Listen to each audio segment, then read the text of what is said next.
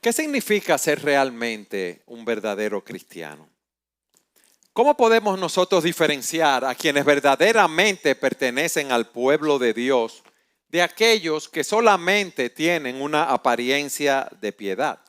Porque vivimos en tiempos donde la confusión espiritual es algo sumamente común. Muchas personas dicen ser cristianas, muchas personas dicen tener fe, pero sus vidas nos muestran que sus corazones no han sido transformados por la gracia de Dios. A los que nos visitan, quiero decirles que nosotros predicamos la Biblia de una manera consecutiva y estamos predicando la epístola a los filipenses. Y en la iglesia de Filipos, Pablo, a quienes escribe, enfrentaba un reto similar. Y él les escribe, recuerden, desde una prisión en Roma. Él tenía una carga pastoral y él quiere fortalecer el gozo de los hermanos en Filipos. Él quiere advertirle de los falsos maestros, quiere que tengan discernimiento, que es lo segundo, y él quiere reafirmar la identidad espiritual de ellos. Y en este pasaje el apóstol no solo corrige errores doctrinales, sino que también presenta con claridad tres rasgos distintivos de un verdadero creyente.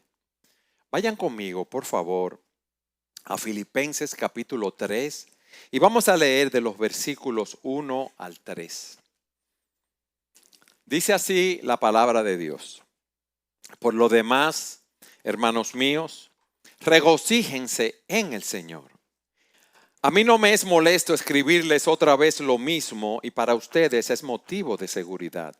Cuídense de esos perros, cuídense de los malos obreros, cuídense de la falsa circuncisión, porque nosotros somos la verdadera circuncisión que adoramos en el Espíritu de Dios y nos gloriamos en Cristo Jesús, no poniendo la confianza en la carne. Este pasaje nos lleva directamente al corazón de la vida cristiana. Pablo nos exhorta a tres cosas y son los tres puntos que vamos a dar en el mensaje. A estar siempre gozosos. En segundo lugar, a tener discernimiento espiritual por los falsos maestros que hay. Y a estar fundamentados en nuestra identidad espiritual. Y hoy nos preguntamos, mis hermanos, y debemos preguntarnos si estamos viviendo de acuerdo a esa identidad espiritual que Dios nos ha dado.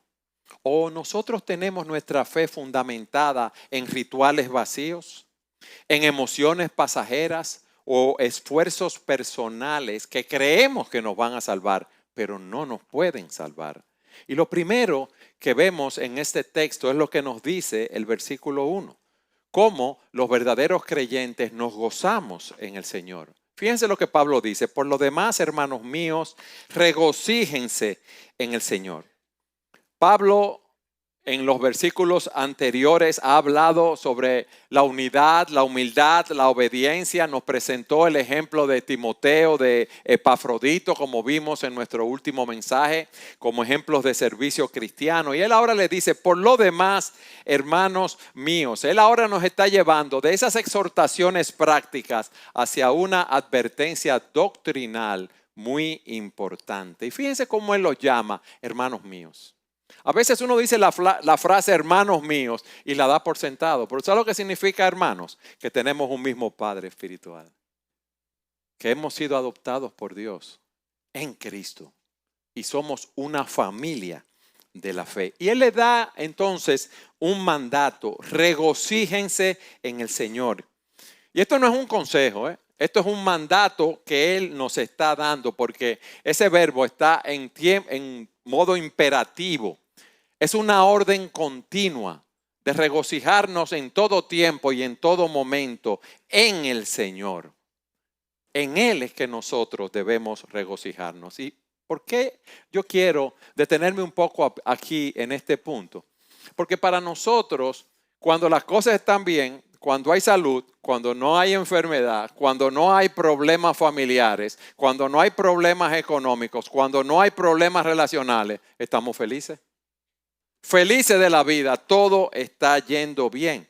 Pero aquí se nos dice que nuestro gozo no está limitado por las circunstancias, que nuestro gozo no es un optimismo superficial que, como ustedes le dicen a veces, no te preocupes, que lo tuyo va a pasar y todas las cosas van a estar bien. No, eso no es. Pablo nos está diciendo, regocíjense en el Señor. Aun cuando las cosas no estén caminando como tú y yo pensamos que deben caminar. ¿Por qué? Porque nuestro gozo brota, óyeme bien, de saber quién es el Señor y lo que el Señor ha hecho por nosotros. Recuérdense que Pablo no estaba en una playa tomando sol. Él estaba preso en Roma. Y aún así, Él nos ordena que estemos gozosos porque esas cadenas no lo limitaban a Él. Y quizás hoy tú te sientes encadenado. Quizás hoy tú no tienes gozo, pero tú debes saber, al igual que Pablo, que pase lo que pase, Cristo sigue siendo fiel. Y Cristo nos sigue amando. Cristo sigue reinando. Y esa verdad es suficiente, mis hermanos, para sostenernos en cualquier situación. Pablo le dice a los romanos, yo estoy convencido de que ni la muerte, ni la vida, ni lo alto, ni lo profundo, nada, ninguna cosa creada los podrá separar a ustedes del amor de Dios que es en Cristo Jesús. Y ese es el motivo de nuestro gozo. Nada ni nadie, ni enfermedad, ni muerte, ni prisión, ni problemas económicos, ni problemas familiares, ni problemas interrelacionales nos pueden separar de ese amor de Cristo. Ahora, ese gozo es un fruto del Espíritu, no es fruto del esfuerzo humano. Ese gozo viene cuando vivimos en común, cuando somos creyentes que hemos entregado nuestra vida al Señor, nos hemos arrepentido de nuestros pecados, hemos confiado en Cristo para salvación, cuando vivimos en comunión con Dios y bajo la influencia de su palabra. Por eso, en las Escrituras vemos como Santiago nos dice, hermanos míos, tengan por sumo gozo cuando se hallen en diversas pruebas. ¿Y cómo voy a tener gozo en medio de una crisis? Sí, porque yo reconozco en mi vida el propósito eterno de Dios. Hermano, yo lamento que muchos de ustedes no estuvieran aquí en la escuela dominical hoy. El hermano Edwin Ramírez nos estaba dando la clase de síntesis del Nuevo Testamento en Primera de Pedro, y él hablaba de cómo Pedro, como parte de su epístola, presenta el propósito de Dios en el sufrimiento. Si yo sé que yo soy un hijo de Dios, si yo sé que Dios está controlando todo, si yo sé que Dios está guiando mi vida en la situación en la cual yo me encuentro, Dios la ha mandado para que yo lo glorifique en medio de esa situación. Hermanos, una pregunta a ustedes. ¿Eso es algo fácil?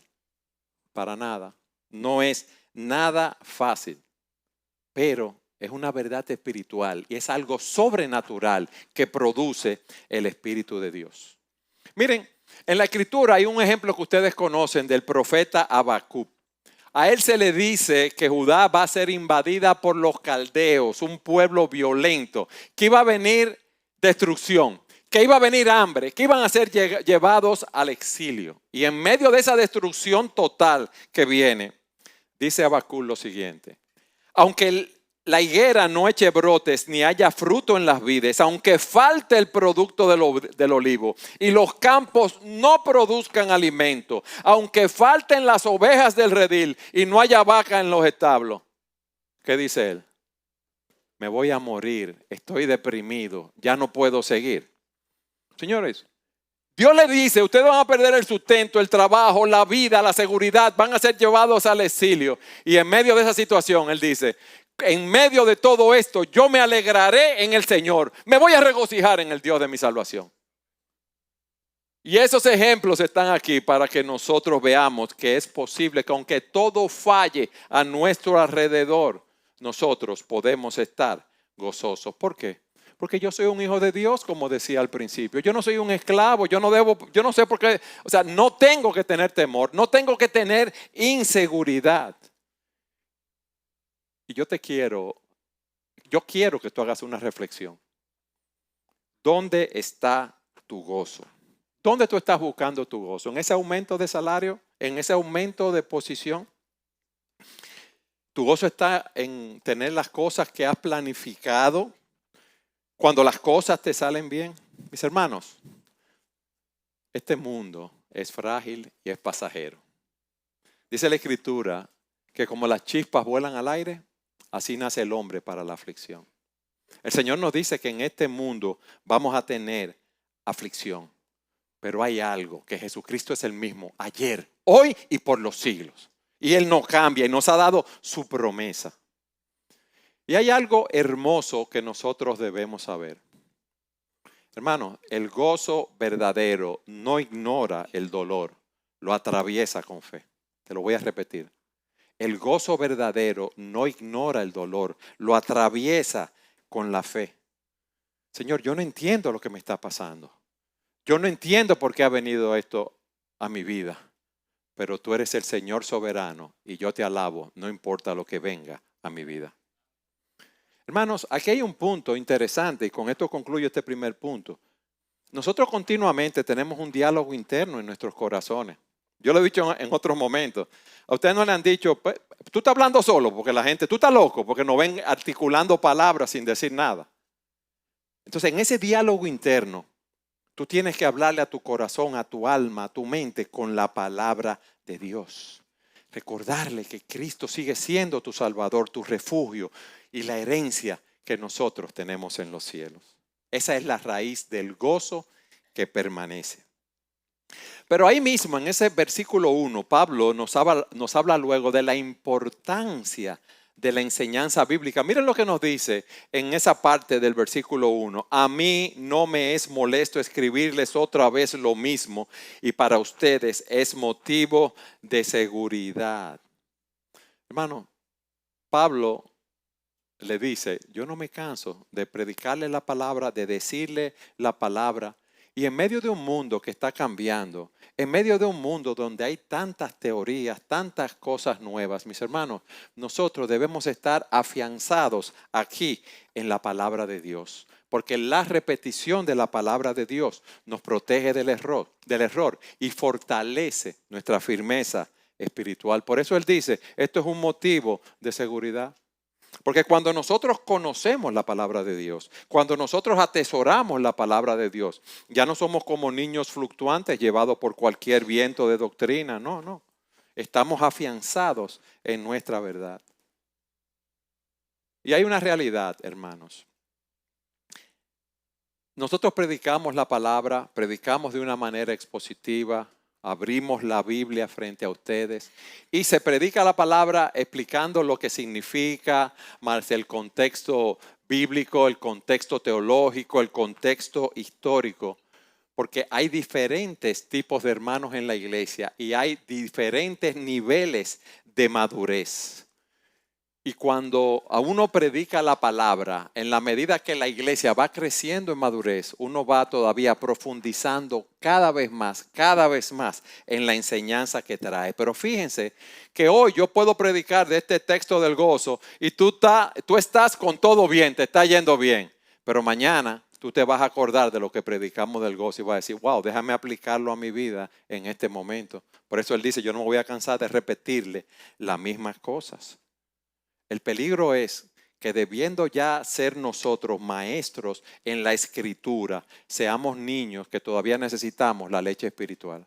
Y eso es lo que nosotros como pastores no queremos darle a ustedes, sino que vayamos creciendo en el conocimiento de la palabra. Fíjense que nosotros nos paramos aquí y no decimos, yo pienso así. No, aquí eso dice el Señor. Esto significa esta palabra, este texto en el original. Estas son las implicaciones teológicas de esto, para que nosotros seamos afianzados en la palabra de Dios. Hermanos, y hoy tuvimos la escuela dominical y como yo decía, a mí me hubiera gustado ver la escuela dominical llena como está aquí. Ahora, la iglesia, ¿por qué?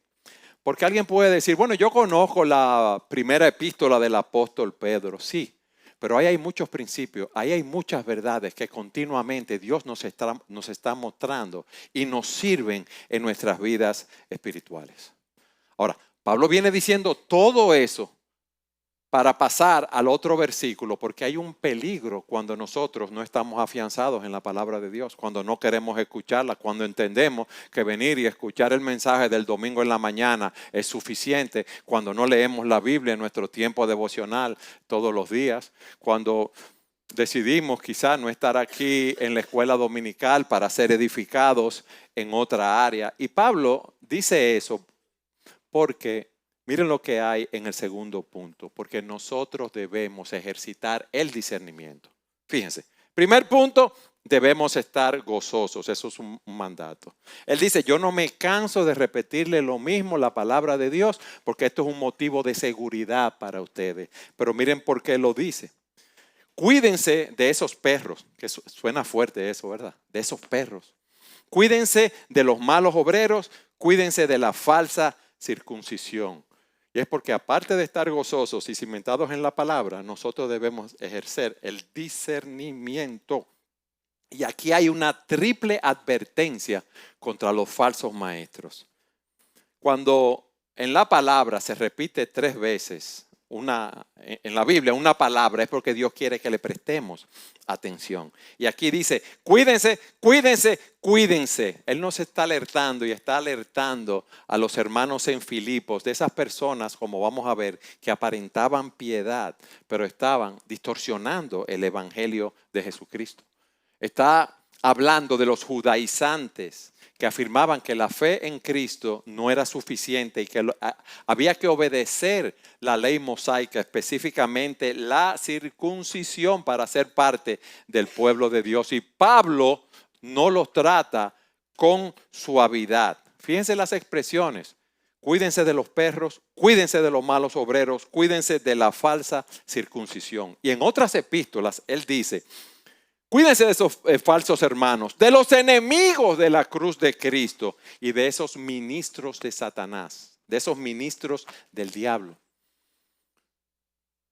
Vamos a ejercer discernimiento de esos perros. Y cuando alude a perros aquí en el original, él está hablando de esos perros callejeros de la antigüedad. Aquí le llamaríamos como perros realengos.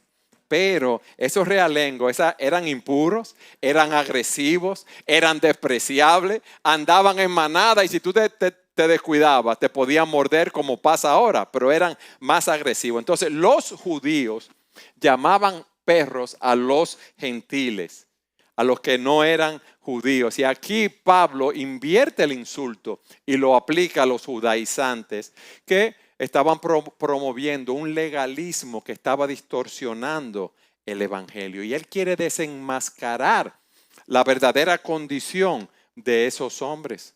Porque esos hombres aparentaban muy piadosos, pero tenían un carácter inmoral, un carácter impuro. Y esas personas estaban sentadas dentro de la iglesia. Por eso siempre ha existido. Por eso Isaías dice, y el Señor lo repite, este pueblo con los labios me honra, pero su corazón está ¿dónde? Lejos de mí. Y por eso se nos advierte tantas veces el Señor cuando nos dice, cuídense de los falsos profetas que vienen a ustedes vestidos como ovejas. Es más, parecen más piadosos que toditos nosotros. Pero por dentro son lobos rapaces. El peligro no siempre viene de afuera, muchas veces está dentro de la iglesia y está camuflajeado. Esos perros no ladran fuerte, esos perros no vienen con señales de peligro, sino disfrazados de personas piadosas y por eso necesitamos ejercitar el discernimiento. Pero también nos dice, cuídense de los malos obreros. Fíjense, eran obreros, pero eran malos, eran activos, no eran ociosos, eran personas que tenían un ministerio visible y aparente, pero estaban propagando un mensaje falso. Ellos estaban sirviendo dentro de la iglesia. Ellos tenían apariencia de piedad, pero con sus vidas negaban su poder. ¿Por qué? Porque enseñaban una salvación basada en la ley, en obras. Y Pablo dice de ellos en Romanos 10:2.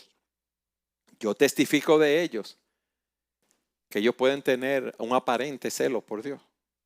Pero lo que ellos están diciendo, eso no conforme a un pleno conocimiento. Ellos están operando dentro de la iglesia. Ellos están allí confundiendo a los creyentes. Por eso Pablo dice, después de mi partida vendrán lobos rapaces entre ustedes. Y de medio de ustedes, dice él, se van a levantar esos mismos lobos hablando cosas perversas para arrastrar a los discípulos tras de ellos. Fíjense la diferencia entre esos malos obreros y los perros, si podemos decirlo de alguna manera. Esos perros reflejaban o tenían un carácter inmoral disfrazado de religión. Los malos obreros son más peligrosos porque ellos están influenciando a través de su ministerio a la iglesia. Pero miren lo que dice también. Cuídense de la falsa circuncisión. Y en otra traducción lo presenta como los mutiladores del cuerpo. De esos que tienen una falsa doctrina, un falso contenido doctrinal. Y la palabra circuncisión que se utiliza aquí no es la palabra circuncisión que se utiliza de manera regular. Pablo está utilizando la palabra mutilación en vez de la palabra circuncisión. ¿Por qué? Porque estos hombres promovían una salvación basada en obras, en ritos, no en la gracia de Dios. La fe en Cristo no es todo para salvación. Es necesario cumplir con ciertos ritos, es necesario cumplir con la circuncisión para ser parte del pueblo de Dios. Y Pablo, como veremos más adelante, les dice, el que en lo interior es judío, Pablo enseña, déjenme leérselo. El que en lo interiormente es judío y la circuncisión es la del corazón en el espíritu. No es porque tú tengas una circuncisión externa que tú eres judío o que tú eres creyente, no. Eso es algo del Espíritu de Dios, como veremos más adelante. O sea que la verdadera identidad del pueblo de Dios no se basa en señales externas, sino en una transformación interior. Y por eso Pablo dice, si ustedes se circuncidan, él le dice a los Gálatas, no les va a aprovechar de nada. Están separados de Cristo, ustedes que procuran ser justificados por la ley. Entonces Pablo nos está exhortando a ver quiénes distorsionan el evangelio. ¿Qué debemos hacer nosotros? Evaluar el carácter de esas personas, evaluar su obra, su ministerio y evaluar su doctrina. Porque miren, no todo lo que suena espiritual es espiritual y edifica. Lo que importa es que glorifique a Cristo y esté fundado en el evangelio de la gracia de Dios. Ahora, hermanos, ese peligro ustedes creen que solamente existía en ese tiempo, ¿no? Ese peligro viene ahora. ¿Cuántas personas no promocionan una salvación por obra? Dice la Escritura que nosotros somos salvos por gracia, por medio de la fe, y que es un don de Dios, no por obras para que nadie se gloríe. Pero ¿cuántas sectas hay que niegan a Cristo, como son los testigos de Jehová, como son los mormones, que niegan su divinidad, la suficiencia de su obra? Mis hermanos, hay un evangelio que es el evangelio de la prosperidad, que ellos se presentan que si tú estás en Cristo, tú vas a tener éxito, dinero, salud, pero yo no lo entiendo porque miren cómo estaba Pablo, estaba preso. Y Pablo dice en 2 Corintios 12 que él tenía un aguijón en su carne, que le había pedido a Dios 3 veces que se lo quitara y Dios no se lo había quitado. Pablo dice, nosotros no nos predicamos a nosotros mismos, sino a Cristo Jesús como Señor. El verdadero evangelio no gira en torno a nosotros, no es en nuestra prosperidad, no es en nuestro éxito, no es en nuestra salud. Gira alrededor de la cruz de Jesucristo que se entregó por nosotros, por nuestros pecados para llevarnos a Dios. Entonces hay muchos más radicales que entienden que debemos guardar el sábado, ciertas dietas alimentarias, ciertas fiestas. Otros nos dicen que debemos adorar imágenes, que debemos buscar una intercesión con María. Cosas que si usted lo busca no están en las Escrituras, que hay un purgatorio, que debemos venerar a los santos y a los ángeles, sí. Hermanos, hay otras personas que dicen, no. Todo el mundo va a ser salvo, un universalismo. Hay otros que justifican pecados que la Biblia llama pecado. No, pero eso no es nada que tú tengas relaciones con varias personas. Eso no es nada que tú tengas relaciones sexuales antes del matrimonio. Eso no es nada que un hombre tenga relación con un hombre, una mujer con una mujer. Eso no es nada, hermano. La Biblia lo condena. Hay fornicación, lo que nos dice la Biblia. Hay adulterio también. Pero yo no le hago daño a nadie con mi actitud, como yo me comporto, sí. Pero Dios está ofendido con tu pecado, porque Dios lo llama pecado. No es como tú pienses, no como tú creas, no es lo que a ti te parezca, es lo que Dios diga, porque Dios es nuestro creador. Pero ustedes saben algo, que eso a nosotros nos suena como difícil, porque uno quiere en su pecado gobernar su propia vida y hacer las cosas como a uno le parece que deben ser hechas, pero no son así. No es así, mis hermanos. Nosotros debemos cultivar el discernimiento espiritual. Dice la Escritura que debemos exponernos a la palabra como vimos. ¿Por qué? Porque la fe viene por el oír y el oír por la palabra de Dios. Si yo quiero tener una vida espiritual sana, si yo quiero tener sabiduría, dice la Escritura, que si alguno tiene falta de sabiduría, pídala a Dios, el que da abundantemente y sin reproche. Si queremos tener discernimiento, debemos estar en la palabra.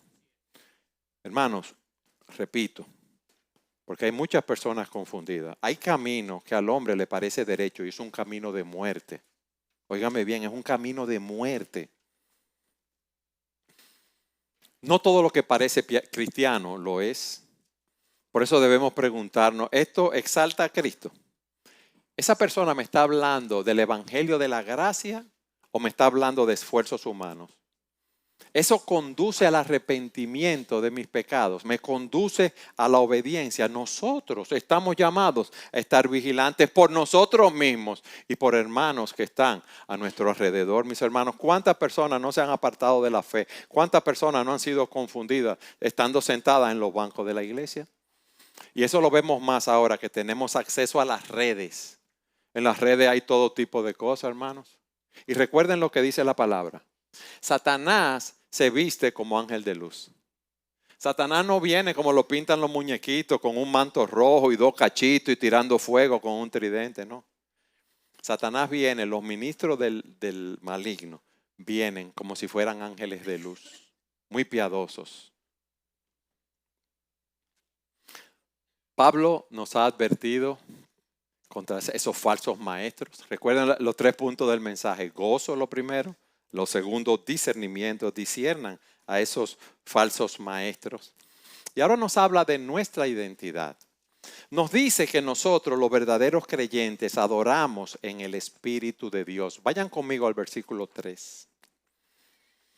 Porque nosotros somos la verdadera circuncisión, que adoramos en el Espíritu de Dios y nos gloriamos en Cristo Jesús, no poniendo la confianza en la carne. ¿Qué significa esto de que nosotros somos la verdadera circuncisión? Bueno, en el Antiguo Testamento, como dijimos, la circuncisión era una señal que Dios le dio a Abraham para identificar a su pueblo. Era una marca física que lo distinguía, pero esa marca de la circuncisión física no garantizaba que todos en Israel eran creyentes. Por eso, Pablo, en Romanos 2, el versículo que leí hace un momento, dice, el verdadero judío es el que lo es en lo interior y la circuncisión es la circuncisión del corazón por el Espíritu. El que es transformado por la gracia de Dios. Es una transformación interior. Mis hermanos, Dios tiene un pueblo, no 2 pueblos. Dios tiene un pueblo que es la iglesia, un pueblo que ha sido redimido por la fe en Cristo. En el Antiguo Testamento, ese pueblo se reconocía como Israel. En el Nuevo Testamento, ese pueblo es y continúa siendo la iglesia. Por eso Pablo le dice a los Gálatas en el capítulo 6, versículo 16, le dice a esos creyentes en Cristo que ellos son el Israel de Dios. Mis hermanos, no hay 2 grupos. La Biblia presenta un solo pueblo unido por la fe en Cristo. En el Antiguo Testamento estaba formado por los creyentes verdaderos dentro de la nación de Israel. En el Nuevo Testamento ese pueblo continúa aquí. Somos nosotros la iglesia. Ustedes ven, Cristo no tiene 2 rebaños, como dice la Escritura. Él tiene un solo rebaño. Ya no hay una pared intermedia entre judíos y gentiles. Él derribó esa pared de separación. Él hizo de 2 pueblos, un solo pueblo. Ya no hay distinción, mis hermanos, entre judíos y gentiles. Dice, no hay judío ni griego, todos son uno en Cristo Jesús. Y si ustedes son de Cristo, entonces son descendencia de Abraham, herederos según la promesa. Hay un solo rebaño con un solo pastor. Esa es una realidad espiritual. La pregunta que tú debes hacerte es, yo soy parte de ese pueblo de Dios. Yo he entregado mi vida al Señor. Y Él le da 3 características para que nosotros nos evaluemos en ese sentido. Fíjense, luego de habernos dicho que todos los que creen en Cristo, sin importar su raza, su país, su cultura, como dice Romanos 11, son injertados en el mismo árbol. Lo que nos une a nosotros no es el linaje humano, es la fe en Cristo. Luego de eso nos da 3 características de los que son de la verdadera circuncisión. Dice, porque nosotros somos la verdadera circuncisión que adoramos en el Espíritu de Dios. Y eso que dice él aquí, adoramos en el Espíritu de Dios, son aquellos que se postran ante Dios no mediante ritos externos, sino por medio del Espíritu Santo. Porque esa palabra que utiliza aquí, que adoran, no es un acto puntual, es una vida completa dedicada al servicio a Dios. Cuando Pablo dice que nos presentemos delante de Él nuestro culto racional, que nos presentemos como un sacrificio vivo, eso es lo que está diciendo. La vida espiritual, la adoración a Dios, no es venir a cantar aquí los domingos. No es cuando vemos a los hermanos y a las hermanas, el Señor te bendiga y eso es así. No, es una vida rendida delante de Dios. Miren, hermano, tú puedes falsificar un pasaporte con tu ciudadanía. Hay muchos pasaportes falsificados. Sí, y mucha gente puede decir yo soy dominicano, yo soy estadounidense, yo soy alemán, yo soy ruso y tener un pasaporte. Sin embargo, lo que confirma verdaderamente tu identidad es tu ADN, tu registro interno, tus datos biométricos. ¿Por qué digo esto? Porque tú puedes tener un pasaporte falso y pensar que tú eres creyente y realmente no serlo. Hay muchas personas que dan una apariencia de religiosidad, pero cuidado, porque muchos no han sido regenerados, no han nacido de nuevo por medio del Espíritu de Dios. Por eso el Señor Jesucristo le dijo a la mujer samaritana, pero viene la hora, y ahora es cuando los verdaderos adoradores adorarán al Padre en espíritu y en verdad, porque ciertamente a los tales el Padre busca que le adoren. Dios es espíritu y los que lo adoran deben adorar en espíritu y en verdad. ¿Qué está enseñando el Señor aquí a esa samaritana? Que ya la adoración no depende de un templo físico. Ya la adoración no depende de una ceremonia particular, sino de una comunión directa con Dios por medio de su Espíritu Santo. Yo vine a la iglesia y yo canté y yo levanté la mano y cerré los ojos. Y el que te ve al lado dice, wow, qué espiritual esa persona. Y tú mismo puedes estar pensando que estás adorando a Dios.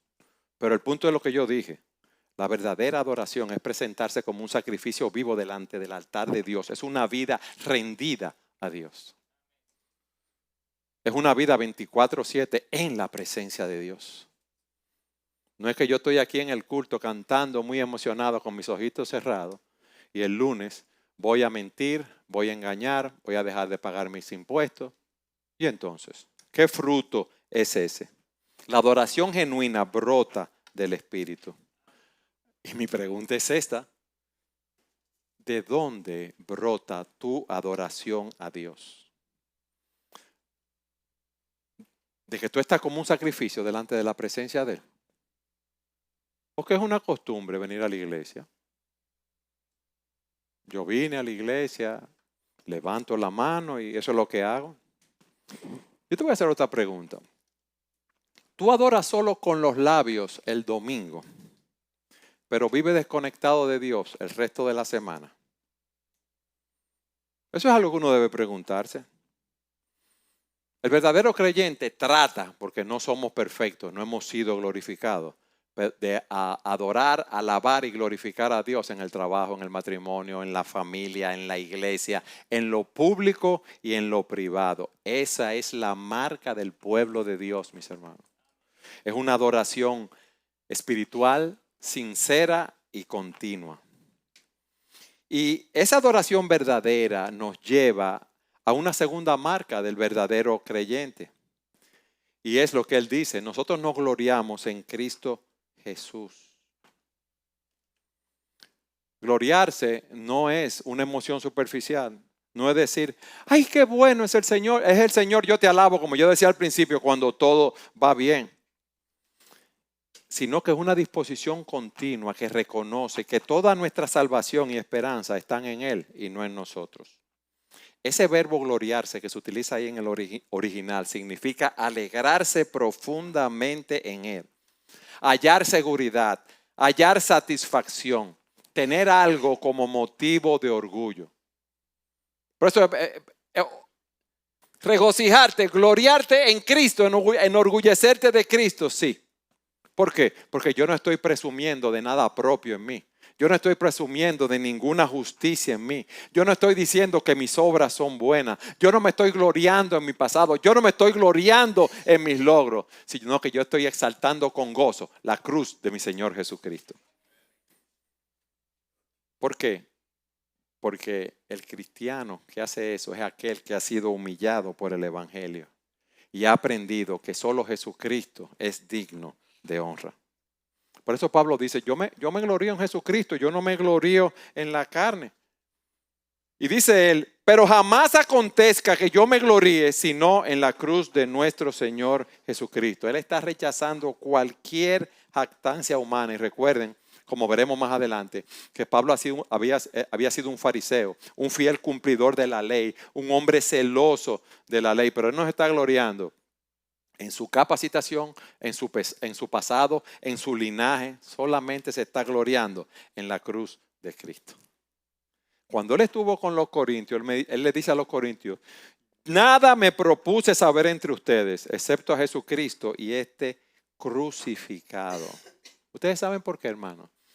Porque cuando uno conoce al Señor, es como el mercader que él negocia con perlas. Pero cuando encuentra esa perla de gran precio, él vende todo lo que tiene, porque no hay nada que tenga el valor y la gloria de esa perla, de ese diamante que para nosotros es el Señor Jesucristo.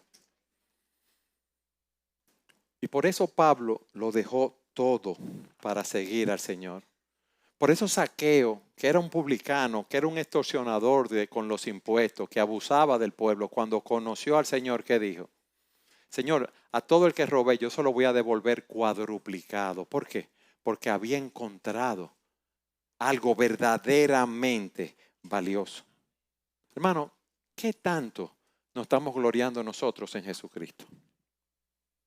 Porque él dice luego, después de declarar que se gloría en Jesucristo, no poniendo la confianza en la carne. Él ha dicho, ¿verdad?, que nosotros no podemos justificarnos en nuestros propios méritos. Y cuando dice que no pongo la confianza en la carne, no es en este cuerpo físico, sino en sus logros, en su herencia, en su religiosidad, en su conducta moral, como vimos. Porque hay muchas cosas que nosotros valoramos y ponemos nuestra confianza en ellas. Pero mira lo que dice la palabra, óyelo bien. Maldito el hombre que confía en el hombre y hace de la carne su fortaleza, y del Señor se aparta su corazón. ¿Cuántas veces nosotros hemos confiado en la cuenta que tenemos en el banco? ¿Cuántas veces hemos confiado en el seguro médico? ¿Cuántas veces hemos confiado en nuestras relaciones sociales, educativas, políticas, en nuestra preparación? Miren, confiar en la carne es como que tú vas a cruzar, tú estás en una montaña que tiene 1000 metros de alto y tú vas a cruzar de una montaña a otra, pero hay un abismo de 1000 metros. Y tú haces un puente de cartón bien hecho y lo haces con mucho cuidado. ¿Qué usted cree que va a pasar? Vamos para abajo seguro. Vamos para abajo y nos vamos a dar durísimo. Así es aquel que confía en sus obras, en su riqueza. Hermanos, cuando nos paremos delante de Dios, no hay justo ni a uno, no hay quien entienda. Todos hemos pecado, todos nosotros estamos destituidos de la gloria de Dios. Y solamente Cristo es el fundamento seguro para nosotros cruzar a su presencia. ¿Ustedes recuerdan el caso del fariseo en el templo y el publicano? Señor, yo ayuno, yo doy diezmo, yo me estoy comparando con otro. ¿Qué decía el publicano? Señor, sé propicio a mí, que soy pecador. No se atrevía a levantar la vista. El punto es este. ¿Cristo es tu todo? ¿O Cristo es algo añadido a tu vida? Esa es la pregunta que nosotros debemos hacernos hoy. ¿Cuál es tu razón de vivir? Pablo dice, para mí el vivir es Cristo y el morir es ganancia. Para Zaqueo, el vivir era Cristo. Para Pablo, el vivir era Cristo. Para Habacuc, el vivir era Cristo. ¿Lo es para ti? ¿Tu corazón gira alrededor de qué? ¿De lo que tú posees? ¿O lo que tú posees en Cristo por gracia? ¿Dónde está tu confianza? Examínate a ver si tú estás confiando en tus logros, en tu imagen espiritual. ¿Qué tanto te estás gloriando en la cruz? Pablo dice, yo estimo todo como pérdida por el conocimiento de Cristo. Hermanos, nosotros estamos llamados a vivir como personas transformadas por el Espíritu, no como religiosos externos. Y hoy, como yo decía al principio, Dios ha puesto un reto delante de nosotros. Realmente no estamos gloriando en Cristo. Realmente nos vemos que somos la verdadera circuncisión. O somos religiosos externos. Que leemos la Biblia una vez a la semana, 2 veces a la semana, pero vivimos como nos parece. Y venimos los domingos a la iglesia cuando podemos. Si nosotros somos la verdadera circuncisión, es porque nuestros corazones han sido transformados por el Evangelio de la gracia de Dios en el poder del Espíritu Santo. Y yo quiero que hoy tú midas tu vida, no por la rutina, no por lo que tú haces, sino si tú estás viviendo de acuerdo a lo que Dios te dice en su palabra.